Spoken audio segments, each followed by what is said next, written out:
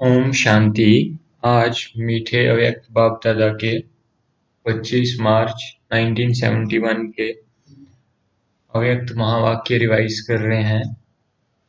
मुरली का टाइटल है न्यारे और विश्व के प्यारे बनने की विधि। मीठे प्यारे बाप दादा बोले, सभी अपने अलौकिक और पारलौकिक नशे और निशाने में सदैव रहते हो। अलौकिक नशा और निशाना और पारलौकिक नशा और निशाना दोनों को जानते हो? दोनों में फर्क है व एक है। अलौकिक नशा और निशाना हुआ इस ईश्वरीय जन्म का और पारलौकिक नशा और निशाना हुआ भविष्य जन्म का। तो ईश्वरीय जन्म का नशा और निशाना याद रहता है, साथ साथ पारलौकिक अर्थात भविष्य का नशा और निशाना याद रहता है। अगर दोनों ही हर समय रहें तो क्या बन जाएंगे? अलौकिक नशे और निशाने से बनेंगे न्यारे और पारलौकिक नशे और निशाने से बनेंगे विश्व के प्यारे। तो दोनों ही नशे और निशाने से न्यारे और प्यारे बन जाएंगे, समझा? अभी सभी से न्यारा बनना है। अपनी देह से ही जब न्यारे बनना है तो सभी बातों में भी न्यारे हो जाएंगे।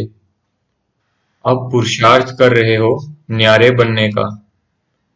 न्यारे बनने से फिर स्वतः ही सभी के प्यारे बन जाते हो। प्यारे बनने का पुरुषार्थ नहीं होता है, पुरुषार्थ ही न्यारे बनने का होता है। अगर सबका प्यारा बनना है तो पुरुषार्थ क्या करना है? सर्व से न्यारे बनने का। अपनी देह से न्यारे तो बनते ही हो, लेकिन आत्मा में जो पुराने संस्कार हैं उनों से भी न्यारे बनो। प्यारे बनने के पुरुषार्थ से प्यारे बनेंगे तो रिजल्ट क्या होगी? और ही प्यारे बनने के बजाय बाप दादा के दिल रूपी तख्त से दूर हो जाएंगे। इसलिए यह पुरुषार्थ नहीं करना है। कोई भी न्यारी चीज प्यारी जरूर होती है। इस संगठन में अगर कोई न्यारी चीज दिखाई दे तो सभी का लगाव और सभी का प्यार उस तरफ चला जाएगा। तो आप भी न्यारे बनो। सहज पुरुषार्थ है ना? न्यारे नहीं बन पाते हैं, इसका कारण क्या है? आजकल का लगाव सारी दुनिया में किस कारण से होता है? तो किसी ने कहा अट्रैक्शन पर। तो प्यारे बाबा ने बताया अट्रैक्शन भी स्वार्थ से है।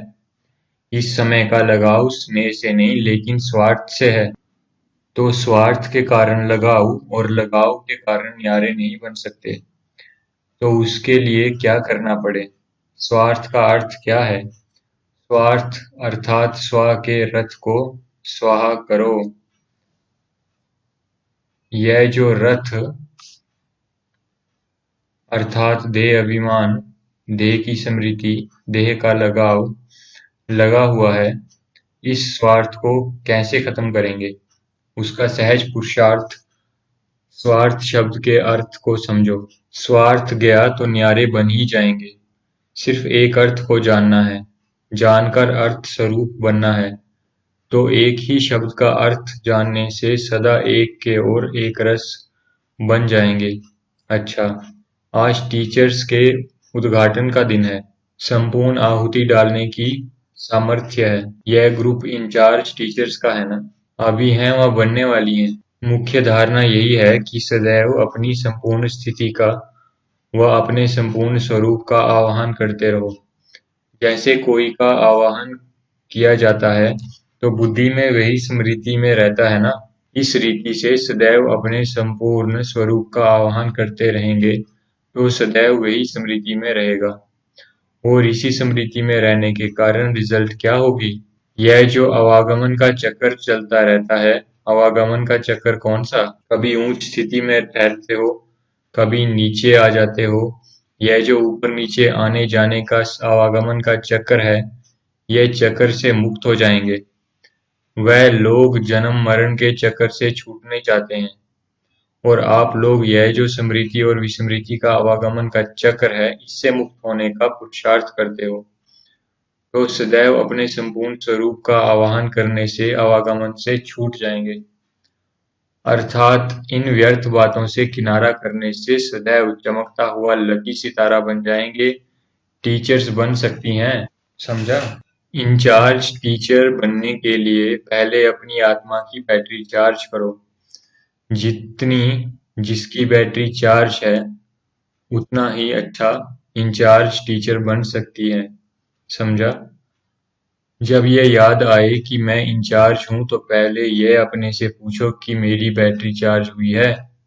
अगर बैटरी चार्ज कम होगी तो इंचार्ज टीचर में भी उतनी कमी दिखाई देगी। तो अब क्या करना है?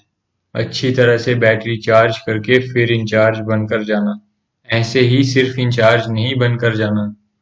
अगर बैटरी चार्ज के बिना इंचार्ज बनेगी तो क्या होगा? चार्ज अक्षर के दो तीन मतलब होते हैं। एक होता है बैटरी चार्ज, दूसरा चार्ज अर्थात ड्यूटी भी होता है, और तीसरा चार्ज अर्थात दोष को कहते हैं। कोई पर चार्ज लगाते हैं ना, तो इंचार्ज होने से अगर बैटरी चार्ज है तो फिर इंचार्ज यथार्थ रीति बनते हैं। अगर बैटरी चार्ज नहीं, यथार्थ रूप नहीं, तो फिर भिन्न भिन्न चार्जेस लग जाते हैं। तो अब समझा कौन से इंचार्ज बनेंगे? धर्मराजपुरी में पहले चार्ज लगाकर फिर सजा देंगे। तो अगर बैटरी चार्ज नहीं होगी तो चार्जेस लगेंगी। अभी ऐसे बनकर जाना जो सभी की निगाहों में यह ग्रुप आ जाए। सभी अनुभव करें कि बड़े तो बड़े, लेकिन छोटे सुभान अल्लाह। ऐसा लक्ष्य रख भट्टी से ऐसे ही लक्षण धारण करके जाना। ऐसा कोमल होना है जो अपने को जहां मोड़ने चाहो वहां मोड़ सकते हो। कोमल चीज को जहां मोड़ने चाहते हैं वहां मोड़ सकते हैं, लेकिन सख्त को कोई मोड़ नहीं सकेंगे। कोमल बनना है लेकिन किस में?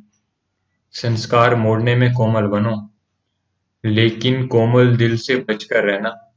यह लक्ष्य और लक्षण धारण करके जाना है। यह स्नेही और सहयोगी बनने वाले ग्रुप के लिए स्लोगन है। अधिकारी बनेंगे और अधीनता को मिटाएंगे। कभी अधीन नहीं बनना, चाहे संकल्पों के चाहे माया के, और भी कोई रूपों के अधीन नहीं बनना। इस शरीर के भी अधिकारी बनकर चलना और माया से भी अधिकारी बन उसको अपने अधीन करना है। संबंध की भी अधीनता में नहीं जाना है, चाहे लौकिक चाहे ईश्वरीय संबंध की भी अधीनता में न आना। सदा अधिकारी बनना है। यह स्लोगन सदैव याद रखना। ऐसा बनकर के ही निकलना। जैसे कहावत है ना कि मानसरोवर में नहाने से परियां बन जाते थे, इस ग्रुप को भी भट्ठी रूपी ज्ञान सरोवर में नहाकर फरिश्ते बनकर निकलना है। जब फरिश्ता बन गया तो फरिश्ते अर्थात प्रकाशमय काया, इस देह की स्मृति से भी परे। उनके पांव अर्थात बुद्धि इस पांच तत्वों के आकर्षण से ऊंची अर्थात परे होती है। ऐसे फरिश्तों को माया व कोई भी मायावी टच नहीं कर सकेंगे। तो ऐसे बनकर जाना जो ना कोई मायावी मनुष्य ना माया टच कर सके। कुमारियों की महिमा बहुत गाई हुई है, लेकिन कौन सी कुमारी? ब्रह्मा कुमारियों की महिमा गाई हुई है। ब्रह्मा कुमारी अर्थात ब्रह्मा बाप को प्रत्यक्ष करने वाली कुमारी। जो टीचर्स बनती हैं उन्हों को सिर्फ पॉइंट बुद्धि में नहीं रखनी है व वर्णन करनी है, लेकिन पॉइंट रूप बनकर पॉइंट वर्णन करनी है। अगर स्वयं पॉइंट स्थिति में स्थित नहीं होंगे तो पॉइंट का कोई प्रभाव नहीं पड़ेगा। इसलिए पॉइंट इकट्ठी करने के साथ अपना पॉइंट रूप भी याद करते जाना। जब कॉपियां भरती हो तो कॉपी को देख ये सब चेक करना कि साकार ब्रह्मा बाप के चरित्रों की कॉपी बनी हूं। कॉपी जो की जाती है वह हूबहू होगी ना। ऐसे बाप समान दिखाई पड़ो। सुनाया था ना कि जितनी समानता होगी उतनी सामना करने की शक्ति होगी। समानता लाने से सामना करने की शक्ति स्वतः आ जाएगी। अच्छा, यह ग्रुप कम नहीं है। इतना बड़ा शक्ति दल जब कोने कोने में सर्विस पर फैल जाएगा तो क्या होगा? आवाज बुलंद हो जाएगा, ब्रह्मा कुमारियों की जय, अभी तो गालियां देते हैं ना। यहाँ ही आप लोगों के सामने महिमा के पुष्प चढ़ाएंगे। इसलिए कहा कि ऐसे बन करके जाना। तो देखते ही सभी के मुख से यह आवाज बुलंद हो निकले, इस ग्रुप को यह प्रैक्टिकल पेपर देना है। चारों ओर बाप दादा और मददगार बच्चों की जय जयकार हो जाए, ऐसी शक्ति है। एक के संग में रहने से संग दोष से छूट जाएंगे। सदैव चेकिंग करो कि बुद्धि का संग किसके साथ है। एक के साथ है। अगर एक का संग है तो अनेक संग दोष से छूट जाएंगे। संग दोष कई प्रकार के दोष पैदा कर देते हैं, इसलिए इसका बहुत ध्यान रखना। एक बाप दूसरे हम तीसरा ना कोई। जब ऐसी स्थिति होगी तो फिर सदैव आप लोगों के मस्तक से तीसरे नेत्र का साक्षात्कार होगा। यहाँ का जो यादगार है उसमें योग की निशानी क्या दिखाई है? तीसरा नेत्र। अगर बुद्धि में तीसरा कोई आ गया तो फिर तीसरा नेत्र बंद ही जाएगा। इसलिए सदैव तीसरा नेत्र खुला रहे। इसके लिए ये याद रखना कि तीसरा ना कोई। अच्छा। ओम शांति।